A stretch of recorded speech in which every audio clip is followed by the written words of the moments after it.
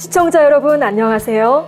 신앙생활 속 궁금증을 알기 쉽게 풀어드리는 시간, 알고 싶어요. 오늘의 질문입니다.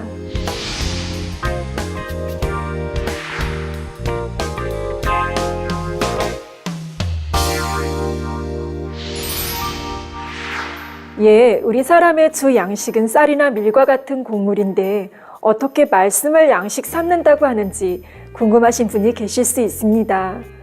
또한 말씀을 양식 삼는다는 말은 쉽게 자주 쓰는 표현이지만 영적인 의미를 잘 알지 못하는 분들도 계신 것을 봅니다.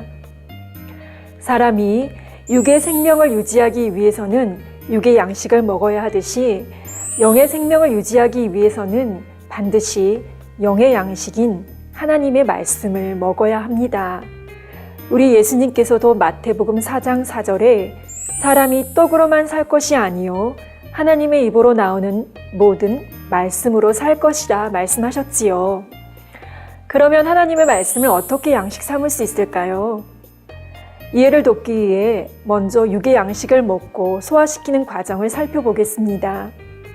여러분이 배가 고플 때는 기운이 없지만 밥을 먹은 후 소화를 잘 시키면 몸에 힘이 생깁니다.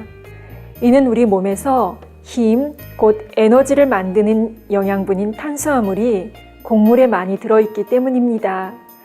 이처럼 영양분이 들어있는 양식을 먹고 잘 소화시키면 반드시 그에 따른 효과가 나타나지요.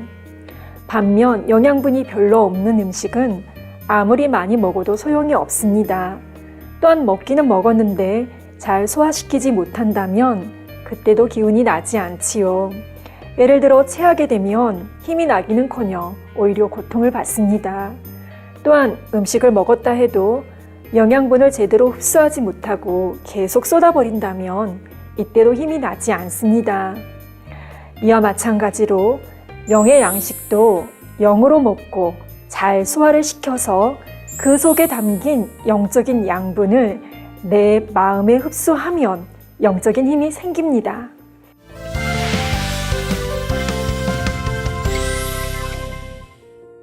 예를 들어 데살로니가전서 5장 16절에서 18절에 보면 항상 기뻐하라, 쉬지 말고 기도하라, 범사에 감사하라, 이는 그리스도 예수 안에서 너희를 향하신 하나님의 뜻이니라 했습니다.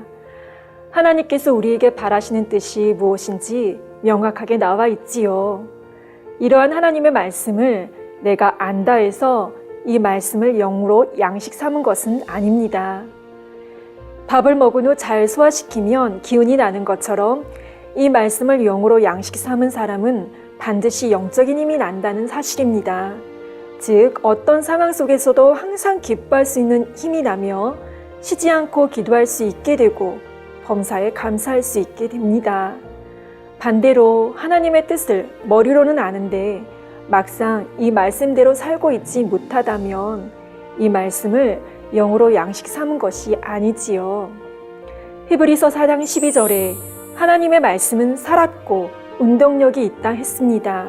하나님의 말씀을 영으로 양식 삼았다면 반드시 그 말씀이 마음에서 살았고 운동력 있게 역사한다는 사실입니다.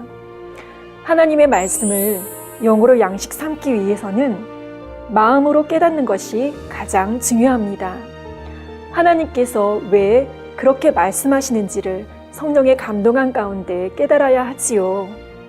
이렇게 깨달으면 자연히 행함으로 옮길 수 있는 힘이 생깁니다. 이렇게 하나님의 말씀을 하나하나 영으로 양식 삼는 만큼 말씀에 담긴 영적인 양분인 선과 사랑 진리가 마음에 채워집니다. 반대로 마음에 있던 노폐물인 악과 비진리는 빠져나가지요. 이것의 종합적인 결과에 따라 각 사람의 믿음의 분량이 정해집니다. 곧 마음의 선과 사랑 진리가 얼만큼 채워졌고 악과 비진리는 얼만큼 남아있는가가 곧 그 사람의 믿음의 분량이라는 사실입니다.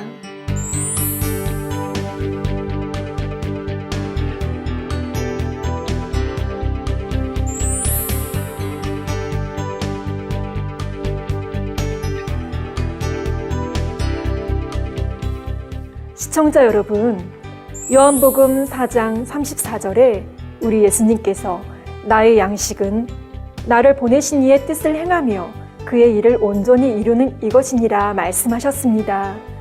하나님의 아들이신 우리 예수님도 하나님의 뜻을 행하며 하나님의 일을 온전히 이루는 것이 곧 나의 양식이라 말씀하셨지요.